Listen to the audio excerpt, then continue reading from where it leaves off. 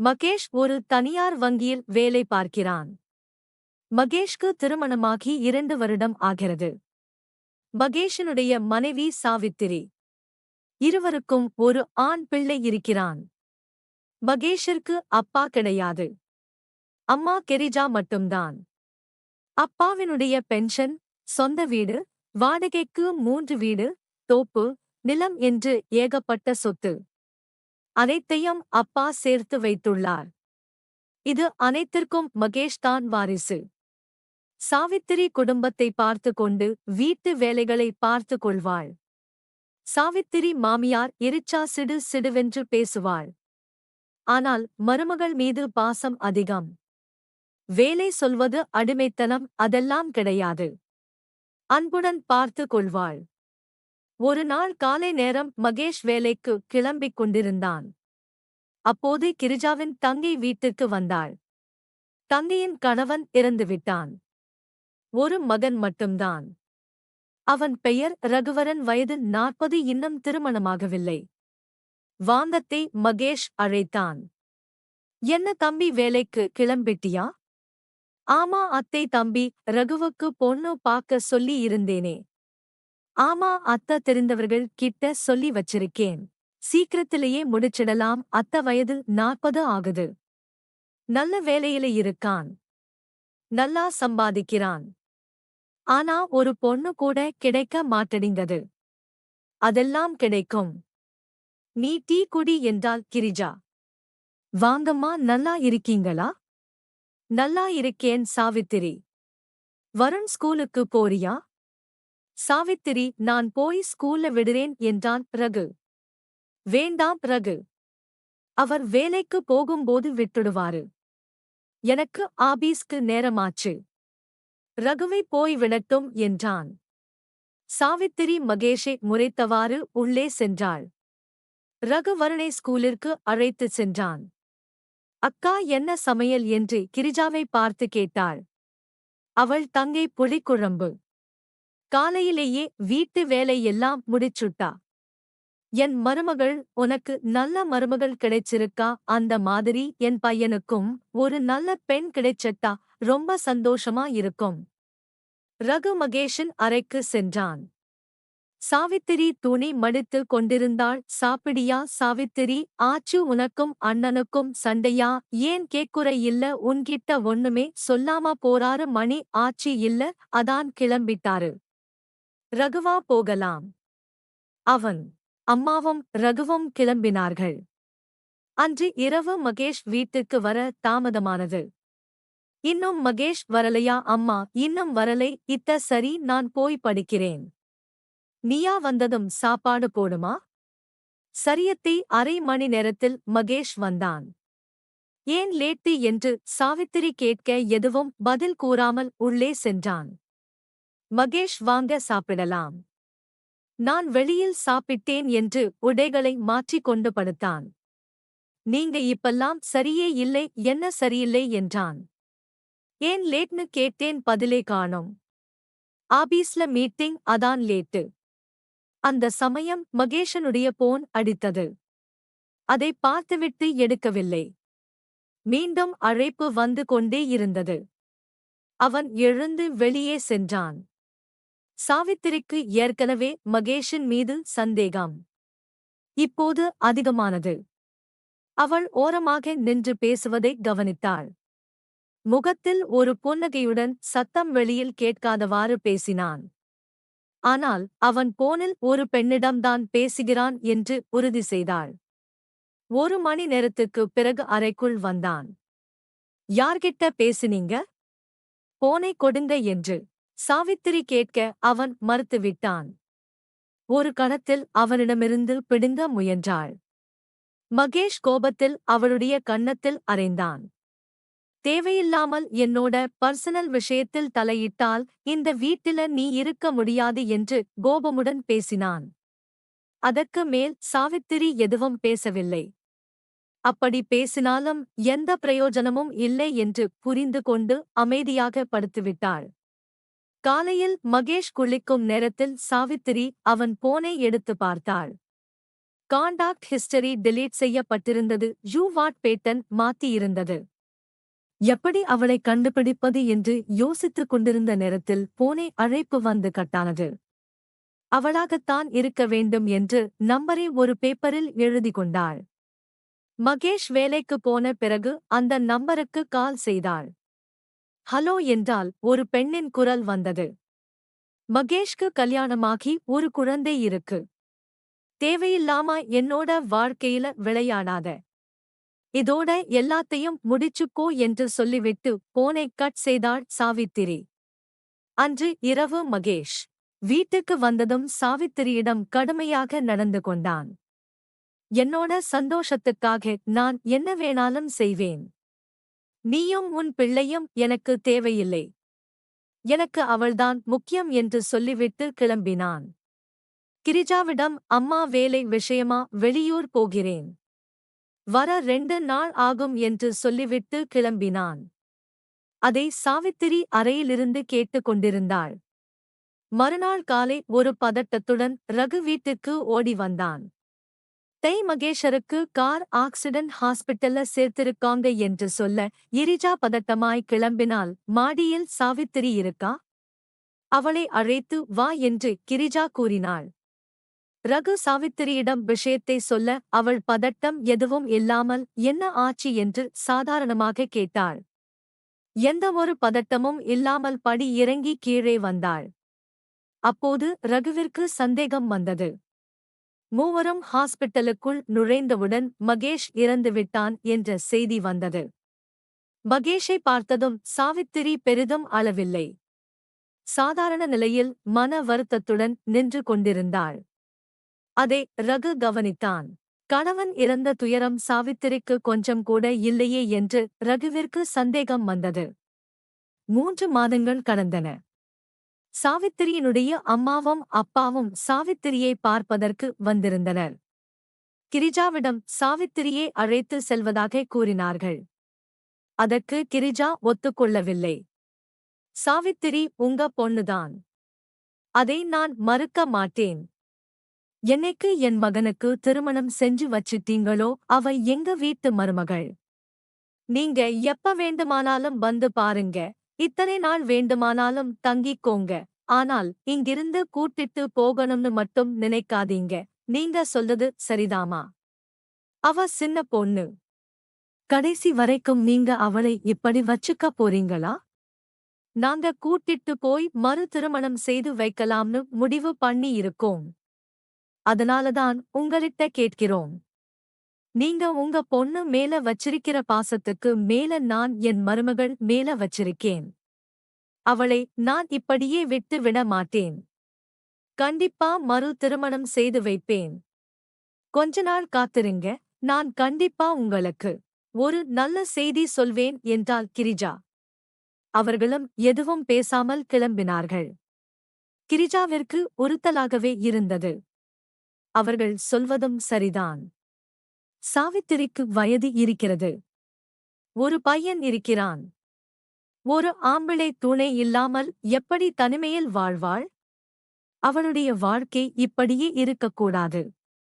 அவள் பெற்றோர்கள் கூறியது போல் சாவித்திரிக்கு மறுதிருமணம் செய்து வைக்க முடிவு செய்தாள். இப்படி சாவித்திரிக்கு மறு திருமணம் செய்து வைத்தால் அவனுடைய வீட்டுக்கு சாவித்திரி சென்று விடுவாள். கூட என் பேரனும் சென்று விடுவான். நம்மிடம் உள்ள சொத்து சட்டப்படி என் பிள்ளை மகேஷருக்கு பிறகு அவன் பையனுக்குதான். அப்போ மொத்த சொத்தும் நம் கைவிட்டு போய்விடுமே. இதற்கு வேறு ஏதாவது வழி செய்ய வேண்டும் என்று யோசித்தால் அன்று மாலை கிரிஜாவின் தங்கை வீட்டிற்கு வந்தாள். அக்கா கோவிலுக்கு போகலாம் வாங்க என்றால் இருவரும் பக்கத்தில் இருக்கும் கோவிலுக்கு சென்றார்கள். அக்கா நான் உங்ககிட்ட ஒன்னு பேசணும் என்றால் கிரிஜாவின் தங்கை. சாவித்திரி வீட்டிலிருந்து அவள் அப்பா அம்மா வந்தாங்களே என்ன சொன்னாங்க? சாவித்திரியே நாங்க கூட்டிட்டு போய் மறுதிருமணம் செய்து வைக்கலாம்னு முடிவு பண்ணி இருக்கோம்னு சொன்னாங்க. அதுக்கு நீ என்னக்கா சொன்ன? நான் ஒத்துக்கல. என் மருமகளுக்கு என்னால மறுதிருமணம் செய்து வைக்க முடியும் என்று சொல்லிவிட்டேன். அதற்கு கிரிஜா தங்கை கூறினாள். ரொம்ப யோசிக்காதக்கா. சீக்கிரத்துல கல்யாணம் பண்ணி கொடு. உன் பேரன் வேற பெரிய பையனா ஆயிக்கிட்டு இருக்கான். அவனுக்கு நல்லது கெட்டது தெரிய எடுத்துக்கொள்ள எல்லாத்தையும் முடிச்சிருக்கா என்று கிரிஜாவின் தங்கை கூறினாள். அதை பத்தி தாண்டி நான் யோசிச்சுட்டு இருக்கேன் என்றாள் கிரிஜா. அக்கா, நான் ஒன்னு சொல்றேன். தப்பா எடுத்துக்காத. இப்போ வேறு ஒரு பையனுக்கு திருமணம் செய்து கொடுத்தால் உன்கிட்ட இருக்கிற சொத்து எல்லாம் உன் பேரனுக்கு தான் போகும். அப்புறம் உனக்குன்னு ஒன்னும் இருக்காது. அதனால பார்த்து நல்ல முடிவா எடு. அதாண்டி நானும் யோசிச்சுக்கிட்டு இருக்கேன். அக்கா, நான் ஒன்னு சொல்லுவேன். தப்பா எடுத்துக்க கூடாது. சொல்லுடி. உன் மருமகளும் உன் பேரனும் கடைசி வரைக்கும் உன்கிட்டயே இருப்பாங்க. உன் சொத்தும் உன்னை விட்டு போகாது. அதுக்கு என்கிட்ட ஒரு யோசனை இருக்கு. என்ன யோசனைடி என்று கிரிஜா கேட்க, என் பையன் ரகுவிற்கு சாவித்திரியை திருமணம் செய்து வைக்கலாம். ரகுவை பற்றி உனக்கு தெரியாதா? சின்ன வயசுல இருந்து நீ பார்த்து வளர்ந்த பையன். நாம என்ன சொன்னாலும் அவன் கேட்பான். நம்மளை விட்டு அவன் எங்கேயும் போக மாட்டான். நல்ல வேலையில இருக்கான். நல்லா சம்பாதிக்கிறான். நீ என்னக்கா சொல்ற? கிரிஜா எதுவும் பேசாமல் அமைதியாகவே இருந்தாள். யோசனை நல்லாதான் இருக்கு. ஆனா வயது வித்தியாசம் இருக்குடி. ரகுவிற்கும் சாவித்திரிக்கும் 15 வயசு வித்தியாசம் இருக்கு. வயசை பார்த்தா நீ நினைத்தது நடக்காதுக்கா. இதுவே சாவித்திரிக்கு வேற மாப்பிள்ளை பார்த்தா நல்லவன்தான் வருவான்னு சொல்ல முடியாது. ஏதாவது ஒரு குறையோடுதான் வருவான். அதுவும் இல்லாம ஒரு பையன் வேற இருக்கான். அதுவும் இல்லாம சாவித்திரிக்கு ஒரு பையன் வேற இருக்கான். நீ நினைக்கிற மாதிரி மாப்பிள்ளை அமையாதுக்கா. சரி, சாவித்திரி கிட்ட கேட்போம். நான் பேசுகிறேன். நம்ம 2 பேரும் பேசி என்ன ஆகஸ்ட் போகுது? வாழ போறது அவதானே. நீ பேசினால் அவ என்ன மறுக்கவா போறா? சரிடி, நான் பேசுறேன் என்று சொல்லிவிட்டு வீட்டு திரும்பினார்கள். கிரிஜா எதுவும் தயங்காமல் அன்று இரவு சாவித்திரியிடம், ரகுவை உனக்கு மறு திருமணம் செய்து வைக்க முடிவு பண்ணி இருக்கேன்மா. உங்க அப்பாவும் அம்மாவும் அன்னைக்கு வந்து உனக்கு திருமணம் பண்ணி வைக்கலாம்னு வந்து என்கிட்ட பேசினாங்க. ஆனா எனக்கு உன்னையும் என் பேரனையும் வெளியில் அனுப்ப மனசு இல்லை. அதான் ரகுவை திருமணம் செய்து வைத்து உன்னையும் என் பேரனையும் கடைசி வரைக்கும் என் கூடவே வச்சுக்கலாம்னு முடிவு பண்ணி இருக்கேன். நீ என்னமா சொல்ற? உனக்கு சம்மதமா என்று எரிஜா கேட்க, சாவித்திரி அமைதியாகவே இருந்தாள். உன் முடிவை உடனே சொல்ல வேண்டாமா? பொறுமையா சொல்லு என்றாள். சாவித்திரி மனதில் குழப்பமாகவே இருந்தது. எனக்கும் என் பையனுக்கும் ஒரு துணை தேவை. ஆனால் ரகுவை அண்ணன் மாதிரி நினைச்சு பழகிட்டு இருக்கேன். அவனை திருமணம் செஞ்சுக்க சொல்றாங்களே, அதுவும் இல்லாம அவனுக்கு வயசு 40க்கு மேல இருக்கும்.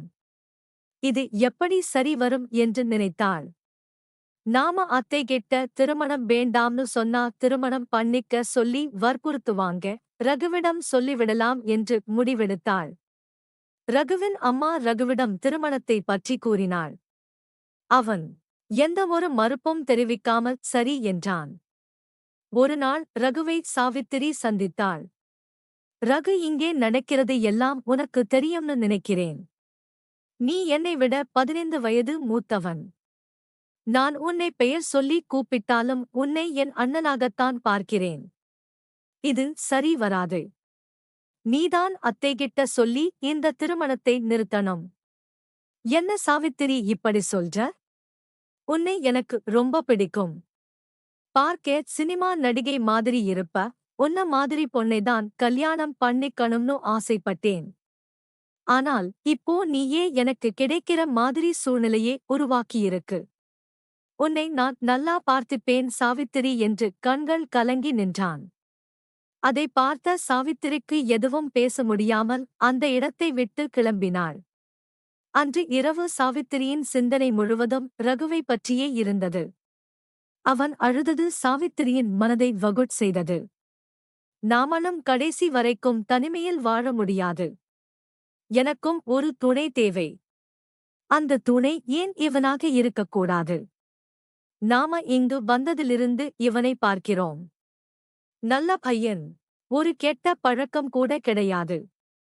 நல்லா சம்பாதிக்கிறான். அவன்கிட்ட ஒரே ஒரு குறை. வயது 40. எனக்கும் அவனுக்கும் 15 வயது வித்தியாசம் என்ற யோசனையிலேயே உறங்கினாள். மறுநாள் சாவித்திரி கிரிஜாவிடம் நான் ரகுவை கல்யாணம் பண்ணிக்கிறேன் என்று கூறினாள். அதை கேட்ட கிரிஜா அடுத்த முகூர்த்தத்திலேயே திருமணத்தை நடத்தி வைத்தாள். அன்று இரவு ரகு அனைத்து ஆசைகளையும் நிறைவேற்றிக் கொள்ளும் நாள் வந்துவிட்டது என்று நினைத்து கொண்டு சாவித்திரியை எதிர்பார்த்து காத்துக் கொண்டிருந்தான். அந்த கணம் கரண்ட் கட்டானது. அறை முழுக்க இருட்டு. அப்போது கதவு திறக்கும் சத்தம் கேட்டது. யார் என்று கேட்க சாவித்திரி நான்தான் என்றாள். ரகு அலமாரியில் இருக்கும் மெழுகுபத்தியை ஏற்றி அவள் பக்கத்தில் சென்றான்.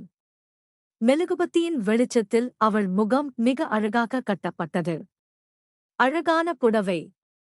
அதற்கு மேட்சிங்காக ரவிக்கே தலையில் மல்லிகைப்பூ. மேனி முழுவதும் நறுமணமிக்க வாசம். அறை முழுவதும் பரவ தொடங்கியது. அவன் பார்வை சாவித்திரியை நோக்கியே இருந்தது. டேய், என்னடா பாக்குற? என்ன புதுசா பாக்குறியா? இன்னைக்கு எனக்கு புதுசா தெரியற மெழுகு. பத்தியை ஓரமாக வைத்துவிட்டு அவள் காலில் விழுந்தான். என்னடா பண்ற? நாங்கதாண்டா இதெல்லாம் பண்ணணும். நீ ஏன் பண்ற? எழுந்துரு என்றால் அவன் எழுந்து இல்ல சாவித்திரி, எனக்கு 10 வருஷமா பொண்ணு பார்க்கறாங்க. யாரும் என்ன கல்யாணம் பண்ணிக்க முன் வரவில்லை. எனக்கெல்லாம் கல்யாணமே நடக்காது என்று நினைத்துக் கொண்டிருந்தேன். ஆனா இப்போ எனக்கு பிடிச்ச உன்னையே கல்யாணம் பண்ணிக்கிட்டேன். என்ன சொன்ன? உனக்கு என்ன பிடிக்குமா?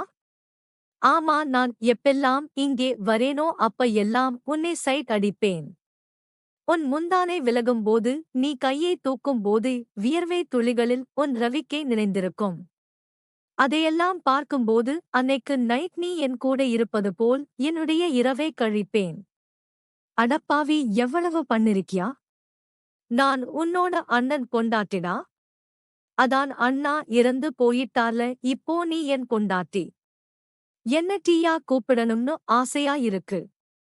அப்படியே கூப்பிடவா? சரி சரி கூப்பிடு. முன்னாடியில இருந்து எனக்குள்ள ஒன்னு ஓடிக்கிட்டு இருக்கு. அதை கேட்கவா? என்னடா அண்ணன் மகேஷ் ஹாஸ்பிடல்ல அட்மிட் ஆயிருக்கும்போது நான் உன்கிட்ட சொன்னப்ப உன் முகத்தில் எந்த ஒரு பதட்டமும் இல்லை. அண்ணன் இறந்ததுக்கு அப்புறமும் நீ அந்த அளவுக்கு பெருசா பாதிக்கல. கண்டிப்பா உனக்குள்ள ஏதோ பிரச்சனை இருக்கு. அது என்ன என்று கேட்க சாவித்திரி அமைதியாகவே இருந்தால் அதை நான் தெரிந்து கொண்டால் கொஞ்சம் நிம்மதியாக இருப்பேன். இல்லன்னா அது கடைசி வரைக்கும் உறுத்திக்கிட்டே இருக்கும். உங்க அண்ணன் ஒரு பொண்ணு கூட தொடர்புல இருந்தாரு. அவர் இறப்பதற்கு முதல் நாள் என்னிடம் சண்டை போட்டு அந்த பொண்ணு கூடதான் நைட் வெளியில் போனாரு. அந்த நேரத்துல ஆக்சிடென்ட் ஆயிருக்கு. அன்னைக்கு நைட் இப்படி பண்றாரே, இவர் கூட வாழணுமான்னு நினைத்தேன். கால சூழ்நிலையே நீ இவன் கூட வாழ வேண்டாம் என்று முடிவு எடுத்துவிட்டது. எனக்கு ஒரு ஆசை. அதை நிறைவேற்றுவியா என்றான் ரகு. என்னடா எல்லாம் கல்யாணம் ஆனதுக்கு அப்புறம் சந்தோஷமா இருப்பாங்க, குழந்தை பெத்துப்பாங்க. எனக்கும் அந்த ஆசை இருக்கு. அதை நிறைவேற்றுவியா என்று சாவித்திரியை பார்த்து கேட்டான். கல்யாணம் ஆனதுக்கு அப்புறம் இது எல்லோரும் வாழ்க்கையிலும் நடக்கிறது தானடா. இதை ஏன் என்கிட்ட கேட்கிற? உனக்கு கல்யாணம் ஆச்சு. அப்புறம் ஏன் யோசிக்கிற? உனக்கு தேவையானத செஞ்சுக்கோ என்று சாவித்திரி கூற அவன் அருகில் வந்து அவளுடைய கன்னங்களை பிடித்து அவள் நெற்றியில் முத்தமிட்டான். அவளது மேனி சிலுக்க தொடங்கியது. இருள் சூழ்ந்த அறையில் இருவருக்குள் உள்ள நெருக்கம் மேனியிலிருந்து தெய்வீக மனம் அவர்களுக்குள் வந்தது. என்ன ஒரு மனம்! இத்தனை ஆண்டுகள் ஒரு முறை கூட அனுபவித்ததில்லைடி. இப்பதான் கிடைச்சிருக்கு. அதை நல்லா அனுபவிச்சுக்கோ என்றால் அப்போது அவன் கை ரவிக்கைக்கு வந்தது. ரவிக்கையின் மேல் இருந்த முந்தானை சரிந்து கீழே விழ அவன் கண்களை சிமிட்டாமல் பார்த்து கொண்டே இருந்தான். அவன் ரவிக்கையில் பதிந்த கை இருக்கும் அடைய தொடங்கியது. சற்றும் தயங்காமல் இருவரும் கீழே விழுந்தனர். சிறிது நேரத்தில் மென்மையான ராகத்தை பாடத் தொடங்கினாள். அதை கேட்டுக்கொண்டு நீண்ட தூர பயணத்தை தொடர்ந்தான். கரண்ட் இல்லாத நேரத்தில் இருவரும் வியர்வியில் நிறைந்தவாறு இருந்தார்கள். இந்த மாதிரி பயணத்தை நான் ஒரு நாளும் அனுபவிச்சதில்லை. அனுபவிச்சது இல்லையா? என்ன சாவித்திரி சொல்ற? என் அண்ணன் கூட பல ஆண்டு காலம் வாழ்ந்திருக்கிறாய். இந்த மாதிரி எல்லாம் நடக்காதா? இல்லடா, அதிகபட்சம் அரை மணி நேரம், அவ்வளவுதான். இருட்ல உன்னோட முகத்தினுடைய அழகை என்னால் பார்க்க முடியவில்லை. நீ பாடின பாட்டு மட்டும்தான் எனக்கு கேட்டுச்சு. மெழுகுபத்தி வெளிச்சத்தில்தான் என்னை நல்லா பார்த்தியே. என்னதான் இருட்ல பார்த்தாலும் வெளிச்சத்தில பார்க்கிற மாதிரி வருமா என்று ரகு கேட்க பக்கத்தில் முகத்தை சுழித்து கொண்டாள். இன்னைக்கு மட்டுமா உன் கூட இருக்கப் போறேன். வாழ்க்கை முழுவதும் உன்னோட தான்டா இருப்பேன். அப்புறம் ஏன்டா ஃபீல் பண்ற? சரி, ரொம்ப டயர்டா இருக்கு. தூங்கலாமா என்றால் திரஸ் எல்லாம் எங்கெங்க கிடக்கோ இருட்ல எங்கன்னு போய் தேடுறது. கரண்ட் வேற எப்ப வரும்னு தெரியல. இதுவும் நல்லாதாண்டி இருக்கு.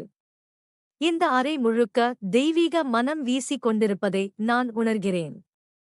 ஆமாண்டா, எனக்கும் இந்த இரவு ஒரு புதுசா இருக்கு.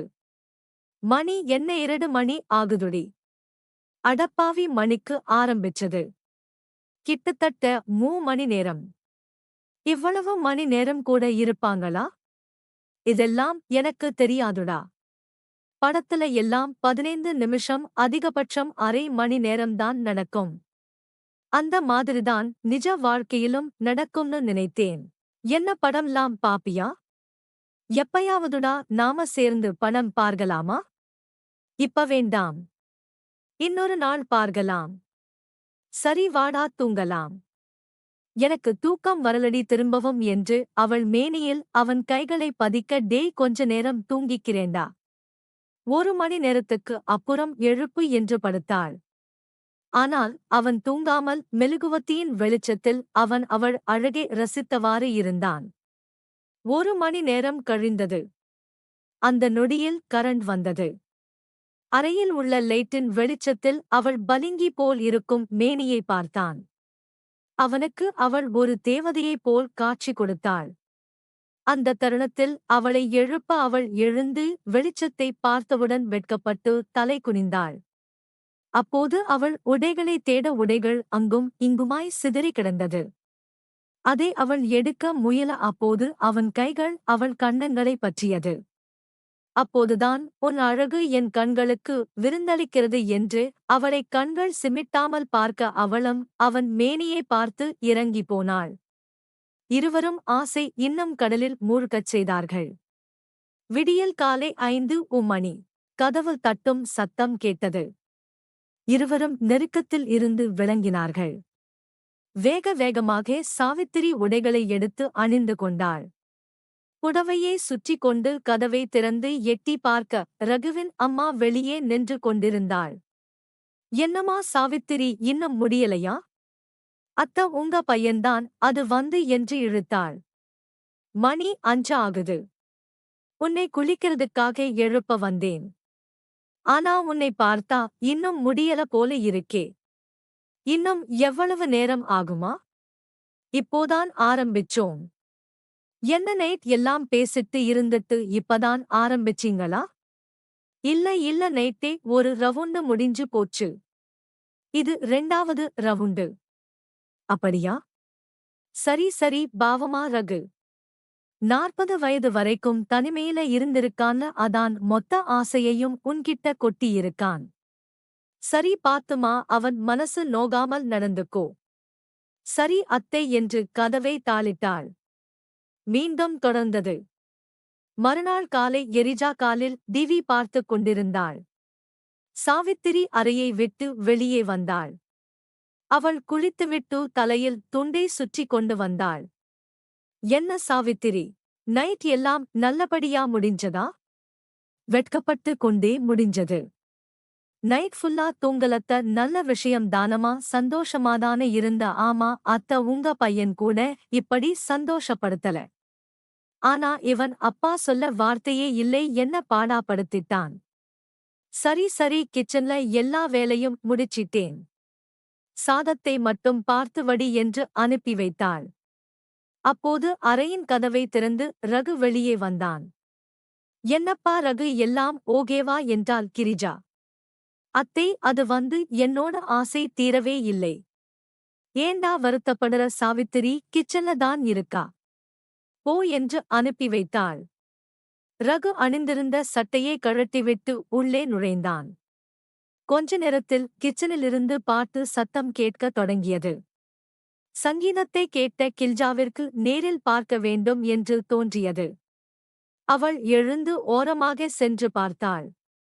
அங்கே சாவித்திரி தெய்வீகமான சங்கீத ராகத்தை மூச்சு திணற பாடிக் கொண்டிருந்தாள். அதை ரகு கேட்டுக்கொண்டே இரு கைகளையும் தட்டிக்கொண்டு சாவித்திரியை உற்சாகப்படுத்திக் கொண்டிருந்தான். இந்த வீடியோ உங்களுக்கு பிடித்திருந்தால் லைக் பண்ணுங்க. இது போன்ற சுவாரஸ்யமான வீடியோக்களை என்னுடைய சேனல்ல பார்க்க சப்ஸ்கிரைப் பண்ணுங்க. மறக்காம பெல் பட்டனை கிளிக் பண்ணிக்கோங்க. இது போன்ற சம்பவங்கள் உங்களுடைய வாழ்க்கையில் நடந்திருந்தால் கமெண்ட்ல என் கூட ஷேர் பண்ணுங்க. நன்றி, வணக்கம்.